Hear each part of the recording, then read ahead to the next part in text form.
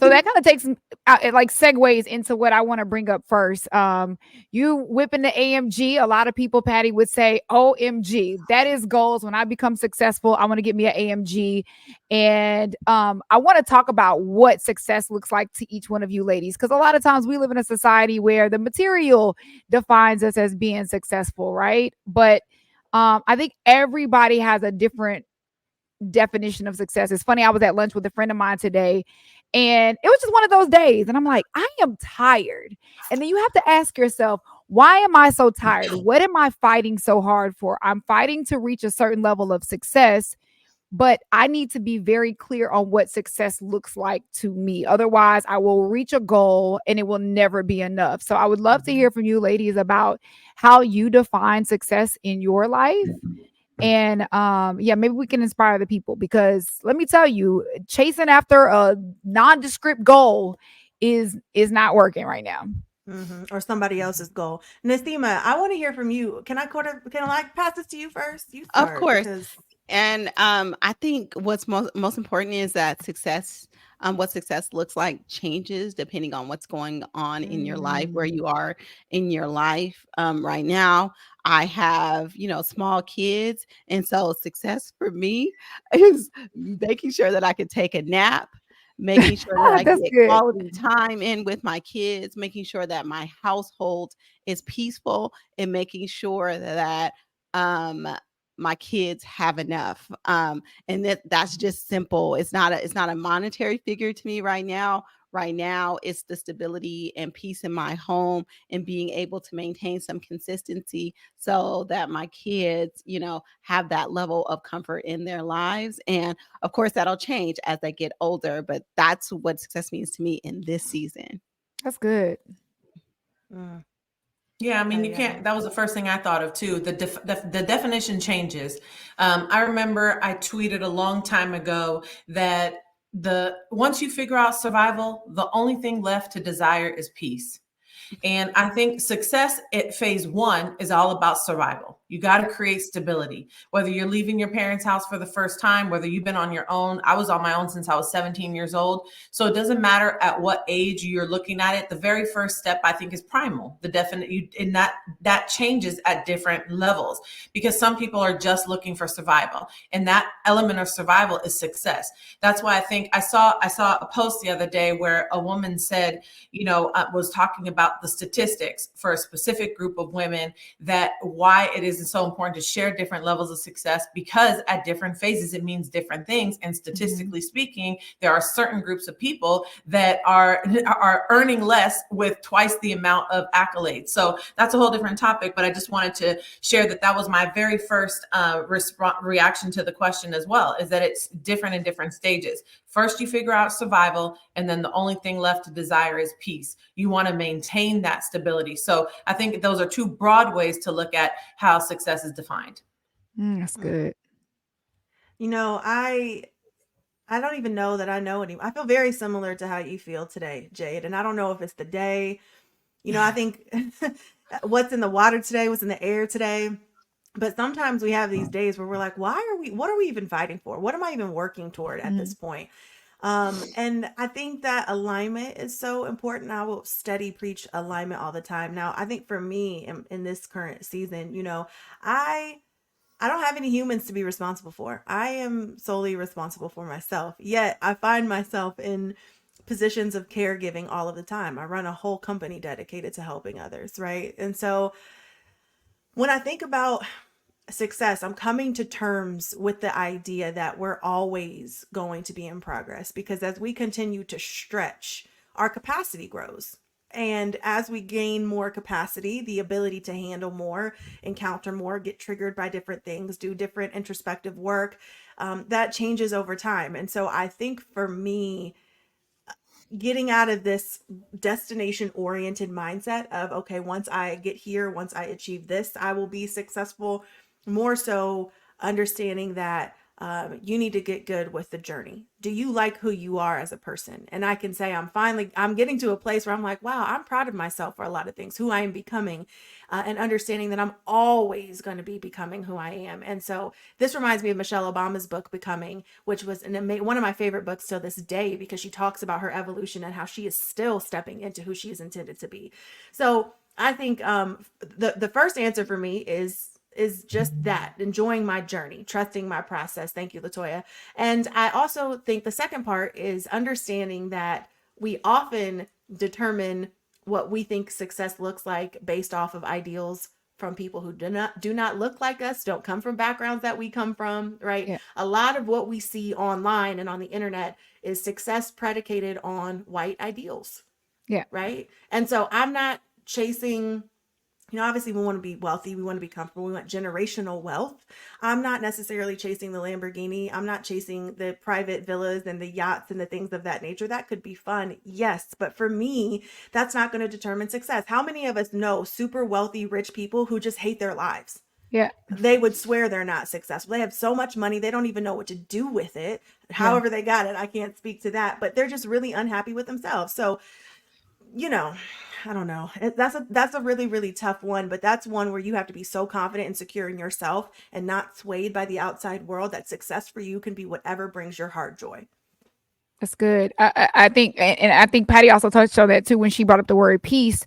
Um, for me, I would say I am looking for a level of success that looks like freedom, right? And freedom to me kind of defines all the things where it's like time freedom, because one thing that none of us can add is time, but being able to free up my day to, in all honesty, be a resource to other people in the way that I want to be, right? And I think it's a financial freedom too. I remember there were a couple of luncheons that I went to this year, and I really believed in their mission.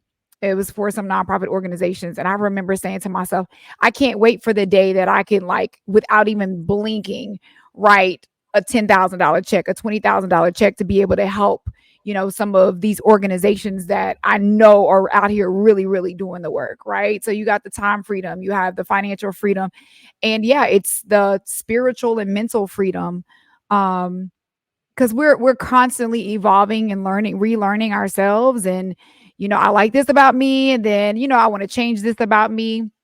And it is true, it's about doing that inner work, because when I get to that point, y'all, where I am ultimately financially free, I do want to also be internally free as well, and really love the person that I've become over the years. I think that oftentimes we think we know who we are, and then you kind of, when you check yourself and really look in the mirror, there's a part of you that's like, do I really like who I am, or have I become who people said I should be? Because when you've reached a certain level of success, people expect, like, that is what defines you. And I say success to them, right? So then you start living in this habitual type of pattern for other people.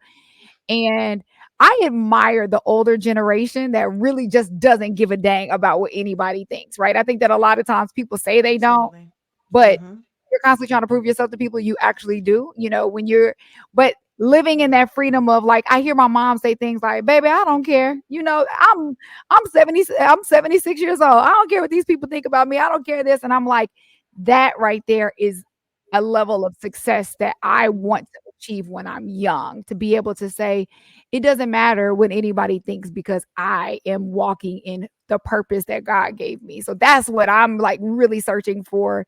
So I don't know why I grind so hard thinking that that's going to be the definition, but at the same time, I don't want to be lazy, right? So whom much is given, much is required, and faith without works is dead. So it's a whole battle.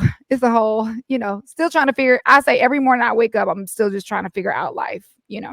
So And it's Yeah. crazy that we talk about like time freedom, like one at a time, but because we are super motivated, type A kind of people, like even in that time, you feel guilty for taking that time. It Yes. is a struggle. yeah, I said that yesterday. I literally just said that yesterday. Or what is it? Today's Wednesday. Sunday, I didn't work, not on work stuff. I worked on different things, but I literally sat down Sunday night and I was like, I feel so guilty. I didn't spend any time on my business today. And that's crazy. That's Yeah. insane. That's literally insane, because the first lesson that the Lord taught us is rest. He made the heavens and the earth. He made Adam, and he said rest on the seventh day, right? And that was the first lesson that he taught. And I'm like, how have I brainwashed myself, or allowed myself to become brainwashed to thinking that rest was not okay? Because when you're not still, you're not making sound decisions. There's a lot of things. And Jade, I like what you just said too. I don't know if y'all remember, I don't know when it was. It had to have been maybe 2 years ago at this point. But Lauren London did an interview with Angie Martinez, and she said that she just was scared of missing her mark.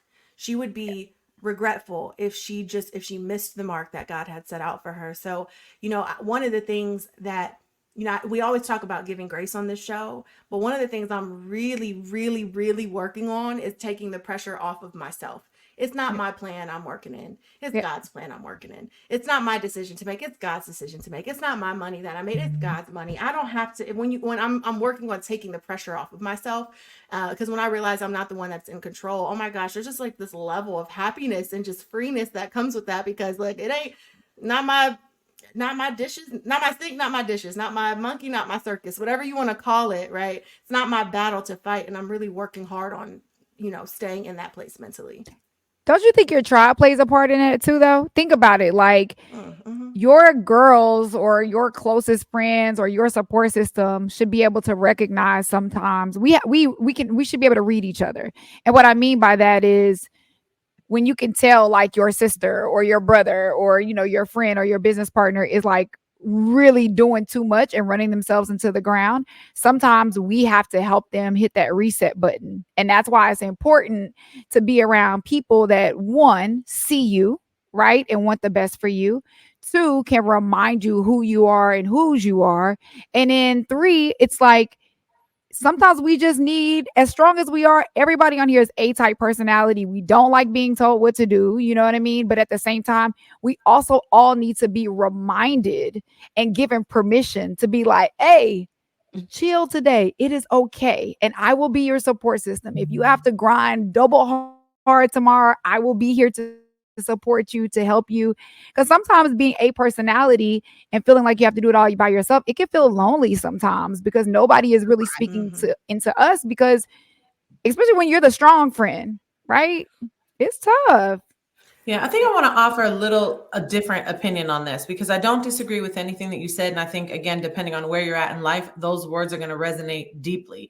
And I think, and then there's people like me that are really obsessed with continuously, reaching certain levels and maintaining that for a little while. And I think that there is, of course, so I just finished a book with my entire team called 10X is greater than 2X.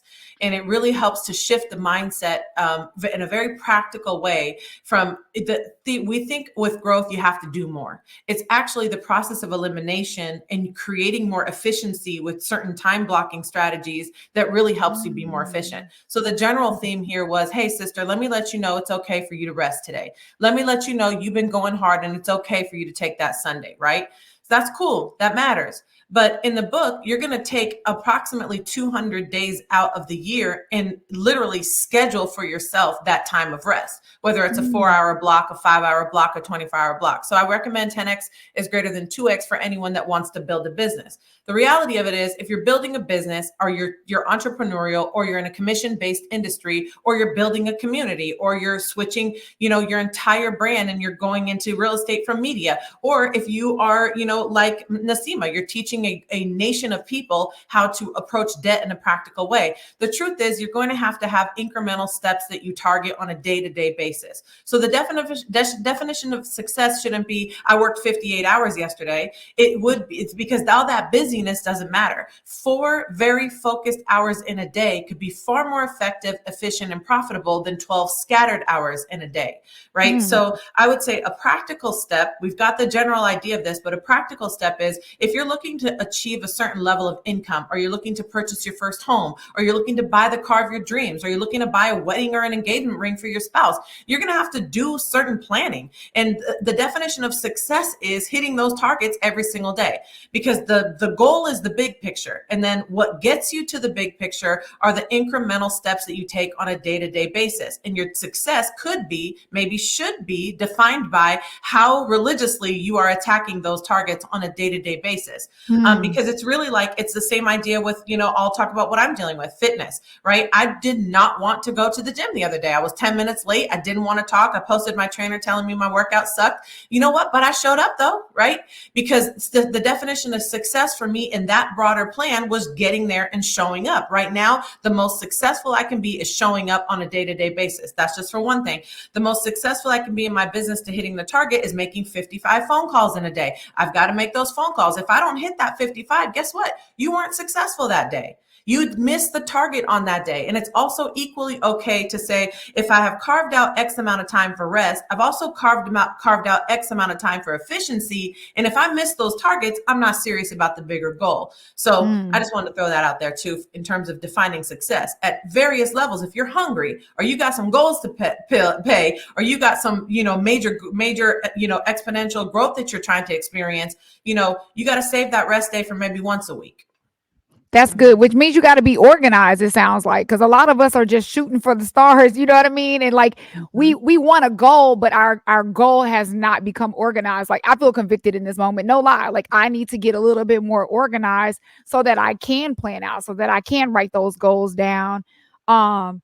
Patty, I feel like, girl, I promise I don't be hyping you up, but you need to be somebody's life coach. I'm not joking. Like, if I knew that I had an accountability call with somebody like you every single week, I'd be like, oh, shoot. Well, look, you do. We got this. And I appreciate you saying that.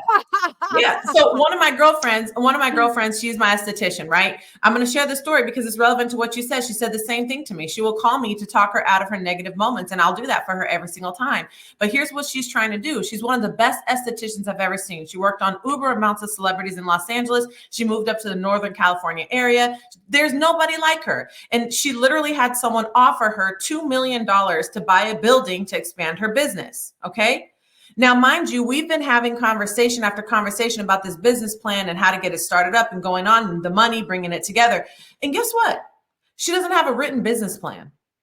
So let me explain something to you about your journey with success, right? If you do not have every detail of what you're trying to birth to life written down, and you don't understand it clearly to where you could close your eyes and explain it to somebody else, you're still in a state of delusion, right? It's okay. Remember, you have to be careful that when you're really emotionally charged up about a goal and you have a busy ass day and you feel like you were productive, that is your brain emotionally signaling success to your body.